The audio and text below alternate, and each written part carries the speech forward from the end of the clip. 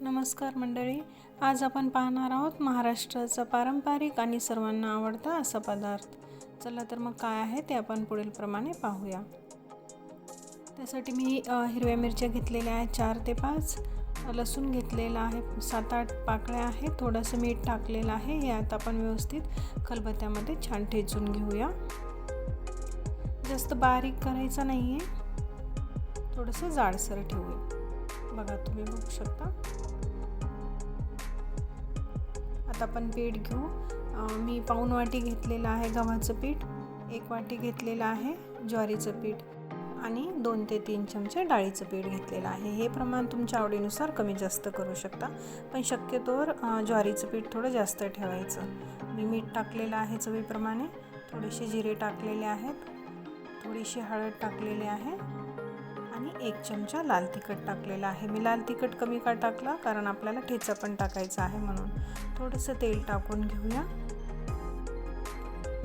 आणि आता जो ठेचा आहे ना तो अर्धा आपण पिठामध्ये टाकू आणि अर्धा ठेवलेला आहे.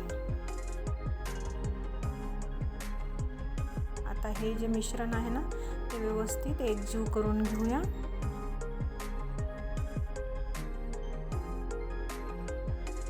सर्व पीठ अगोदर व्यवस्थित मिक्स करून घ्यायचं आहे आणि त्यानंतर घट्ट गोळा करायचा आहे. आपल्याला पातळ नाही करायचं, म्हणजे जसं आपण पोळ्यांना वगैरे करतो तसं नाही करायचं आहे, थोडंसं घट्ट करायचं आहे, कारण शेंगुळे वळल्या जातात म्हणून. पीठ जर पातळ झालं ना तर ते शेंगुळे तुटतात आणि घट्ट झालं ना तर ते निब्बर होतात, खायला छान लागत नाहीत आणि पोटे दुखू शकते. त्याच्यामुळे आपल्याला मिडियम पीठ करायचं आहे. मी थोडंसं तेल टाकलेलं आहे वरतून आणि छान पीठ व्यवस्थित मळून घेऊया.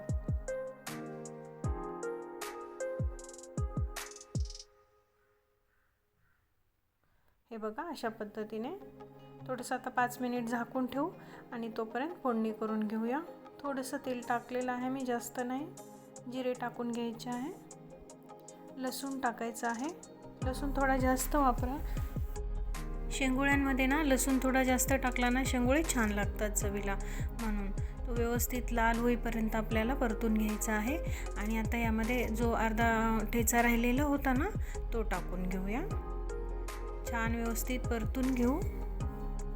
छान खरपूस परतल्यानंतर त्यामध्ये आपण थोडीशी हळद टाकून घ्यायची आहे आणि पाणी टाकायचं आहे. अंदाजानं, म्हणजे जसं तुमचं पीठ असेल त्याप्रमाणे पाणी टाका. जो खलबत्त्यामध्ये मी ठेचा केला होता ना ते विसळून टाकलेला आहे आणि मीठ टाकून घेऊ चवीप्रमाणे. आपण शेंगुळ्याच्या पिठामध्ये पण मीठ टाकलेलं आहे, म्हणून इथे बेतानेच टाका, जास्त टाकायचं नाही. आता शेंगुळे वळून घेऊया. बघा, कोणी असे गोल वळतात किंवा कोणी थोडेसे लांबट वळतात, ज्यांना जसे आवडतील त्याप्रमाणे वळून घेऊया. मी आमच्याकडे जास्त गोलच करतात, म्हणून मी गोल करणार आहे.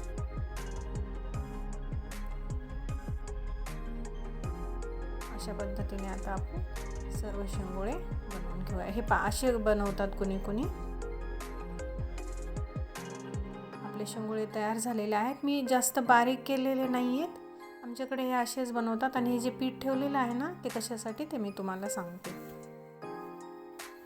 आता पाण्याला उकळी आलेली आहे. आता आपण एक एक शेंगुळे करून सोडून घेऊया. पाण्याला व्यवस्थित उकळी येऊ द्या आणि मग त्यामध्ये शेंगुळे टाका. उकळी न येता अगोदरच नका टाकू.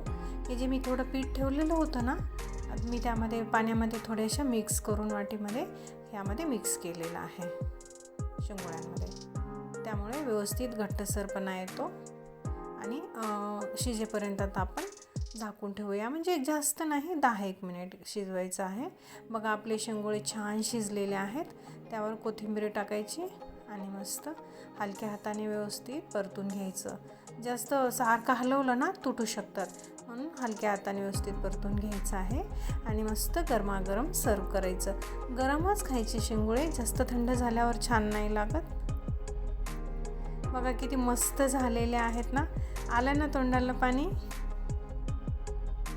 तर सगळेजण गरमागरम शेंगुळे खायला या. रेसिपी आवडली असेल तर व्हिडिओला लाईक, शेअर आणि चॅनलला सबस्क्राईब करायला विसरू नका. अगदी साधी आणि सोपी रेसिपी आहे, नक्की करून पहा. आणि या थंडीमध्ये गरमागरम शेंगोळ्यांचा आस्वाद घ्या. बाय.